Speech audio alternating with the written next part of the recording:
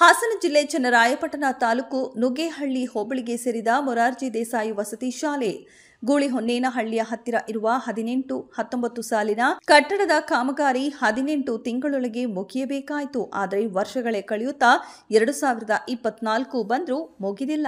ಸುಮಾರು 16 ಕೋಟಿಯ ಬಜೆಟ್ ಕಾಮಗಾರಿಗೆ 14 ಕೋಟಿ ರೂಪಾಯಿ ವೆಚ್ಚ ಆದರೂ ಪೂರ್ಣಗೊಳ್ಳದ ಕಟ್ಟಡ ಕಾಮಗಾರಿ. ಹಾಸನ ಜಿಲ್ಲೆ ಚನ್ನರಾಯಪಟ್ಟಣ ತಾಲೂಕು ನುಗ್ಗೇಹಳ್ಳಿ ಹೋಬಳಿ ಮೊರಾರ್ಜಿ ದೇಸಾಯಿದ ಒಂದು ದುರಸ್ತಿದೆ ಅಂದರೆ ಕಟ್ಟಡದ ಗೂಳಿಹೊನ್ನೇನಹಳ್ಳಿ ಗ್ರಾಮದ ಹತ್ರ ಇದೆ. ಅದರ ದುರಸ್ತಿ ಕಟ್ಟಡ ಸಿಕ್ಕಾಪಟ್ಟೆ ಇದಾಗಿ ವೆಚ್ಚ ಆಮೇಲೆ ಏನೋ ಒಂದು ತೊಂದರೆ ಆಗಿದೆ. ಮಕ್ಕಳೆಲ್ಲ ಬೀದಿ ಬಂದಿದ್ದಾರೆ. ಅದರ ಬಗ್ಗೆ ಇಲ್ಲಿ ಆದಂಥ ಮುಖಂಡರೊಬ್ಬರು ಮಾತಾಡ್ತಾರಂತೆ, ಕೇಳೋಣ. ಸರ್, ನಿಮ್ಮ ಹೆಸರು? ನನ್ನ ಹೆಸರು ದಂಡೋರ ಮಂಜುನಾಥ್, ಸಾಮಾಜಿಕ ಹೋರಾಟಗಾರ.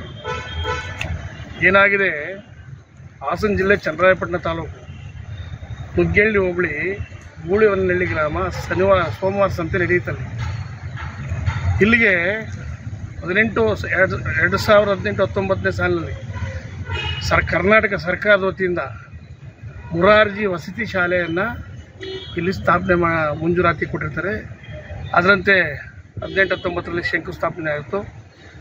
ಅವತ್ತಿನ ಆ ಕಾಮಗಾರಿಯ ವೆಚ್ಚ 14 ಕೋಟಿ ರೂಪಾಯಿ 8 ತಿಂಗಳಲ್ಲಿ ಕಾಮಗಾರಿ ಮುಗಿಬೇಕು ಅಂತೇಳಿ 18 ತಿಂಗಳಲ್ಲಿ ಕಾಮಗಾರಿ ಮುಗಿಬೇಕು ಅಂತೇಳಿ ಸರ್ಕಾರ ಒಂದು ನಿಬಂಧನೆ ಹೊರಡಿಸುತ್ತದೆ.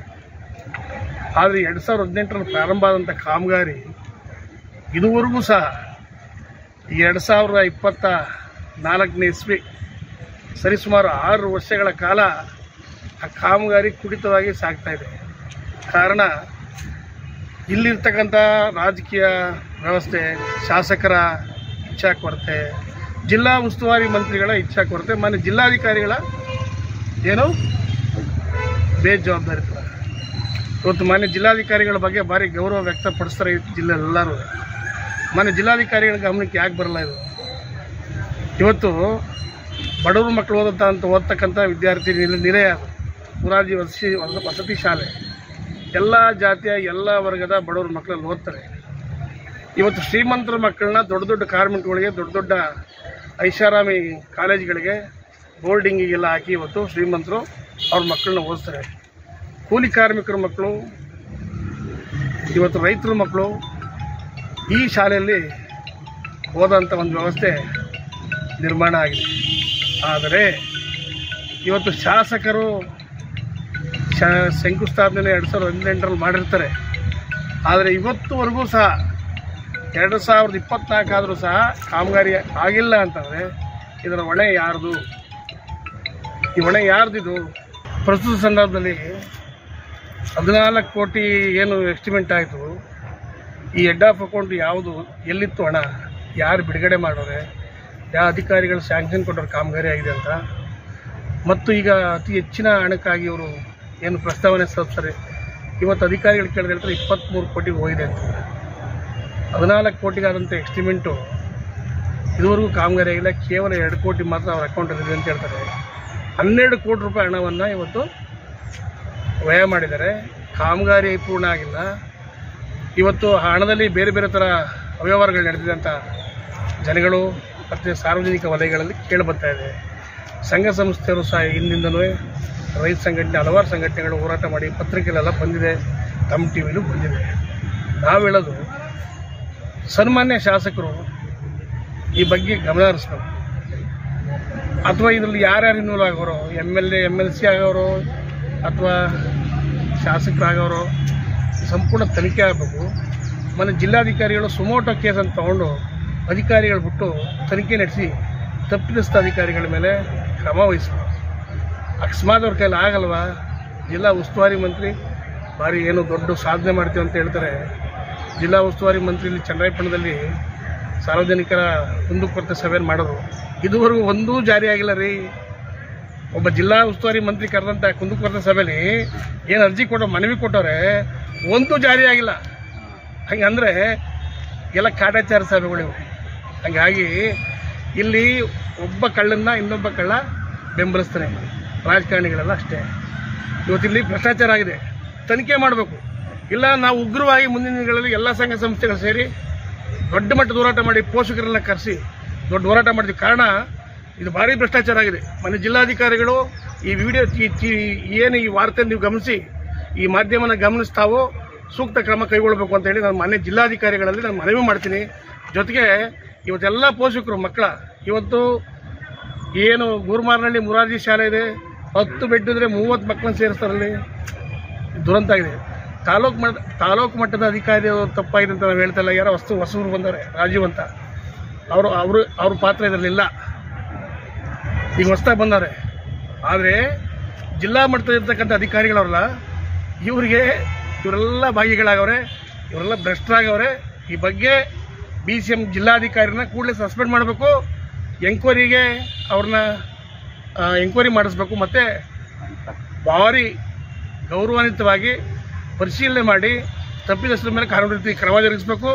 ಆ ಕಾಂಟ್ರಾಕ್ಟ್ನ ಬ್ಲಾಕ್ ಲಿಸ್ಟ್ಗೆ ಹಾಕಬೇಕು ಅಂತೇಳಿ ಈ ಸಂದರ್ಭದಲ್ಲಿ ಒತ್ತಾಯ ಮಾಡ್ತಾರೆ.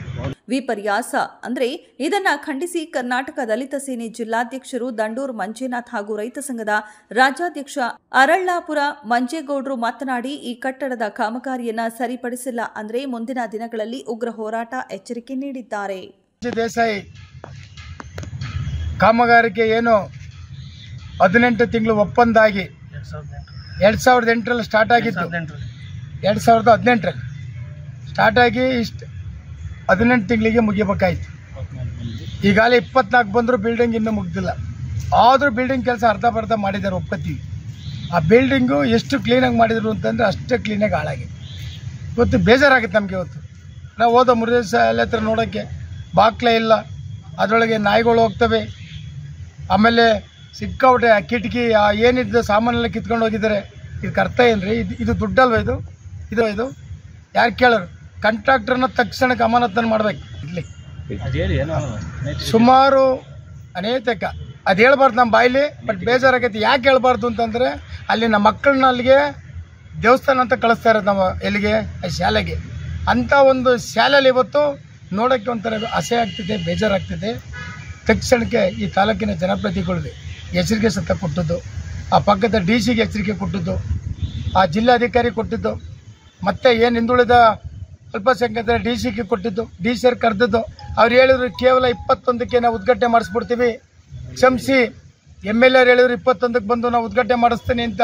21 ಆದರೂ ಮುಗ್ದಿಲ್ಲ, ಇನ್ನೂ ಅದು ಕೆಲಸನೇ ಮುಗ್ದಿಲ್ಲ. ಮಕ್ಕಳುಗಳು ಇವತ್ತು ಇಲ್ಲಿ ಗೂರ್ಮಾರ್ನಹಳ್ಳಿ ಹತ್ರ ನೋಡ್ಬೇಕು. ಇವತ್ತು ಮಕ್ಕಳುಗಳು ಇವತ್ತು ಮನೆ ಕೆಳಕ್ಕೆ ಜಾಗ ಇಲ್ದಲ್ಲಿ ಯಾವ ಮಟ್ಟಕ್ಕೆ ಒತ್ತಾಡ್ತಿದ್ದೇವೆ. ಅಧ್ಯಕ್ಷರೇ, ಲೋಕಲ್ MLAಗಳಿಗೆ ಗಮನಕ್ಕೆ ತಂದಿಲ್ವ ನೀವು? ಲೋಕಲ್ MLAರಿಗೆಲ್ಲ ಗೊತ್ತಲ್ರಿ. MLAರು ಸತ 21ಕ್ಕೆ ಉದ್ಘಾಟನೆ ಮಾಡ್ತೀನಿ ಅಂತ ತಮ್ಮ ಒಂದು ಪತ್ರಿಕೆ ಮುಖಾಂತರ ಅವರೇ ಹೇಳ್ಕೊಂಡಿದಾರಲ್ಲ. ಯಾಕೆ ಮಾಡಿಲ್ಲ? DC ಬಂದಿದ್ದಾರಲ್ಲ, ಅವ್ರು ಹೇಳ್ಕೊಂಡಿದ್ರೆ. ತಾಲೂಕಾಡಿ ಕೇಳ್ಕೊಂಡಿದ್ದೆ. ಏನಾಗಿವೆಲ್ಲ ಕಣ್ಣು ಮುಚ್ಚಲ್ಲಿ ಆಟ ಆಗ್ಯಾವ. ಈಗ ಏನಿದನಲ್ಲ ಈ ಕಾಂಟ್ರಾಕ್ಟು ಅಧಿಕಾರಿಗಳು ಎಲ್ಲ ಸಾಮೇಲ್ ಆಗ್ಬಿಟ್ರ. ಯಾರು ದುಡ್ರಿ ಇದು? ಸಾರ್ವಜನಿಕದ ದುಡ್ರಿ ಇದು. ಇದರಲ್ಲಿ ಜನಪ್ರತಿನಿಧಿ ಕೈವಾಡ ಇದೆಯಾ? ಇದೆ, ಖಂಡಿತ. ಯಾಕೆಂದ್ರೆ ಈಗ ನಮ್ಗೆ ಅನುಮಾನ ಬರ್ತಿದೆ, ಇವರೆಲ್ಲರೂ ಕೈ ಹೊಡಿದೆ ಅಂತ ನಮ್ಗೆ ಅನುಮಾನ ಬರ್ತಿದೆ. ಈಗ ತಕ್ಷಣಕ್ಕೆ 21 ಮಾಡಬೇಕಾಯ್ತು, ಮುಗಿದೋಯ್ತು. ಈ ಮುಂದಿನ 1ನೇ ತಾರೀಕಿಗೆ ನಾವು ಆ ಮುರೇ ಸ್ಕೂಲ್ ಹತ್ರ ಎಲ್ಲ ಸಂಘಟನೆಗಳು, ಎಲ್ಲ ಹೋರಾಟಗಾರರು, ಎಲ್ಲ ಸ್ಕೂಲಿನ ಮಕ್ಕಳನ್ನ ಪೋಷಕರು ಎಲ್ಲರೂ ಬಂದು ಮುರೇ ಸ್ಕೂಲ್ ಹತ್ರ ಕುತ್ಕೋತೀವಿ. ಯಾವತ್ತಿನ ದಿವಸ? 1ನೇ ತಾರೀಕಿಗೆ. ಯಾಕೆಂದ್ರೆ ಈ ತಿಂಗಳು ಸಂಬಳ ಗಡುವು ಕೊಡ್ತೀವಿ. 31 ತಾರೀಕು ಗಂಟೆ ಗಡುವು ಕೊಟ್ಟಿದ್ದೀವಿ. ಅವ್ರ ಮಾಧ್ಯಮ ಪ್ರಕಾರ ನಡ್ಕೊಂಡಿದ್ದಿಲ್ಲ.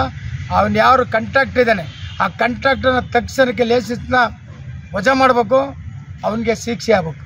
ಈ ದುಡ್ಡನ್ನು ಸಾರ್ವಜನಿಕ ದುಡ್ಡನ್ನು ಖರ್ಚು ಮಾಡಿ ಇವರೆಲ್ಲ ಹಂಚ್ಕೊಂಡು 30%, 40% ಹಂಚ್ಕೊಂಡು ಇವತ್ತು ಬಿಲ್ಡಿಂಗ್ ಓಪನ್ ಮಾಡೋಕ್ಕಾಗ್ದಲೆ ಇವತ್ತು ಈ ಮಟ್ಟಕ್ಕೆ ಒಂದು ಅನಾಹುತ ತಂದಿಟ್ಟಿದ್ದಾರೆ. ಅಂದರೆ ಇದಕ್ಕೆ ನೇರ ಹೊಣೆಗಾರರು DC ಇರ್ಬೋದು, ತಾಲೂಕಾಡಳಿತ ಇರ್ಬೋದು, ಮತ್ತು ಈ ತಾಲೂಕಿನ ಜನಪ್ರತಿನಿಧಿ ಇರ್ಬೋದು. ಇವರೇ ನೇರ ಹೊಣೆಗಾರ. ಇದು ಎಚ್ಚರಿಕೆ ಕೊಡ್ತಾ 1ನೇ ತಾರೀಕಿಗೆ ನಾವೆಲ್ಲ ಮುರೇ ಸ್ಕೂಲ್ ಹತ್ರ ಬರ್ತಾ ಇದ್ದೀವಿ.